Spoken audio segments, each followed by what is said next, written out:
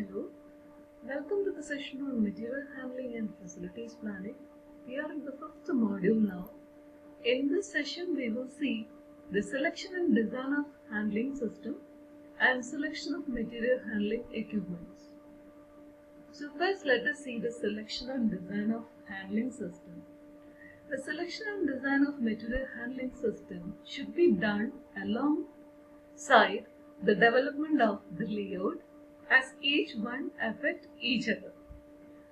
We know that for any manufacturing plant, they can adopt any one of this layout. For example, we have product layout, process layout, fixed position layout, and cellular type layout. And that selection will be depending upon the type of product the company is manufacturing. So if it is a mass production for a singular double component, we can go for product layout, and if it is for other kind, we can go for process layout. So I have taken this product layout pattern and the process layout pattern here. So in the product layout here, we are having this product A and the product B, and here it is a raw material.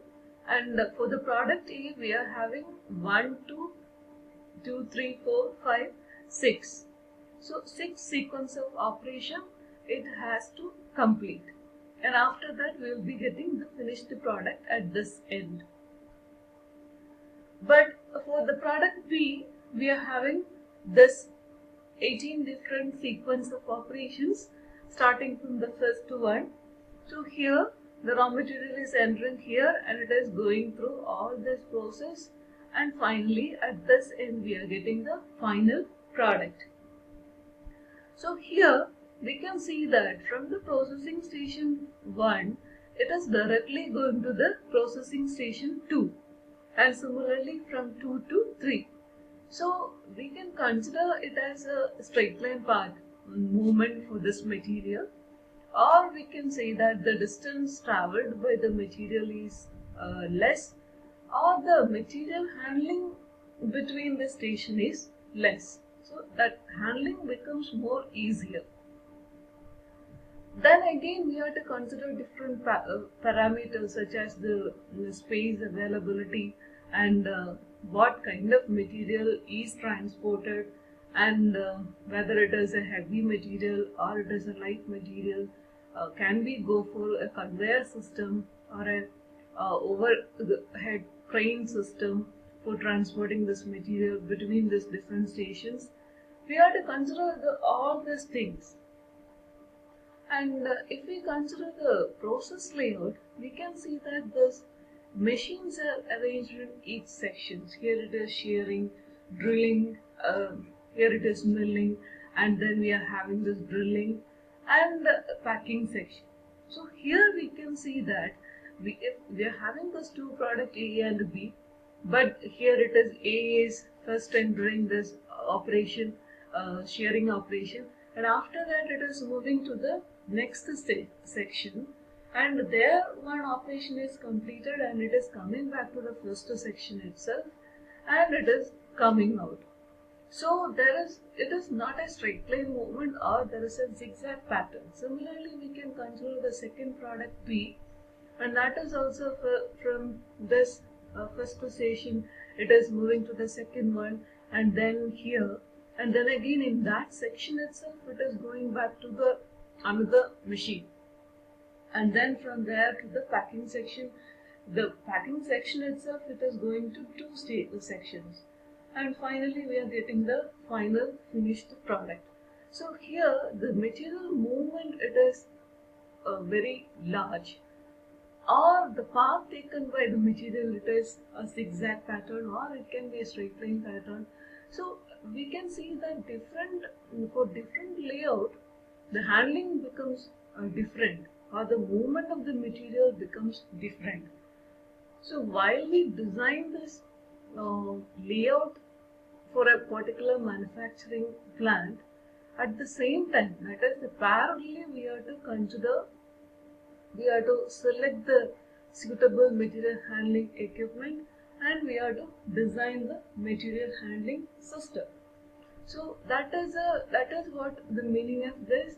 It is both the selection and material system, design of material system should be done alongside the development of the layout, as each one affect each other. Now we'll see what are the steps involved in this. That is, steps to be followed while we do this. Now first it is identification of the system, whether which kind of system we are choosing for a particular manufacturing plant. Then second one, it is the review of design criteria and objectives of the handling system. What is the objective of the handling? What is it? Whether it is the distance has to be distance traveled by the material should be minimized, or it is frequent transportation of the material is required between different sections. So the objective of this handling system and the criteria, it should be reviewed second. Then we have to get the data, that is a data collection regarding the flow pattern and flow requirements. So for example, if it is a continuous flow is to be maintained, we can go for a conveyor system. So and similarly, if it is intermittent, we can go for some other material method, equipments. So all this data has to be collected. Then the activity, identification of the activity relationship, how these activities are happening in each sections, which operation is performed first, and after, immediately after that, which operation has to be completed. So according to that, we have to consider the identify the activity relationship, then determining space requirement and establishing material flow pattern. So then we have to consider the space availability between these different stations. So depending on that only we can choose a particular material handling system. For example, if we are having different types of conveyors, belt conveyors, chain conveyors, slack conveyors, and different types are there. But depending upon the space availability, only we can design the system. So that has to be considered. And then analysis of material and building characteristics. Here it is, we have to consider the type of the material, which kind of material we are dealing with, whether it is in a solid state, liquid state, or it is in a gaseous form, or whether it is a molten state. That means it is a liquid form only.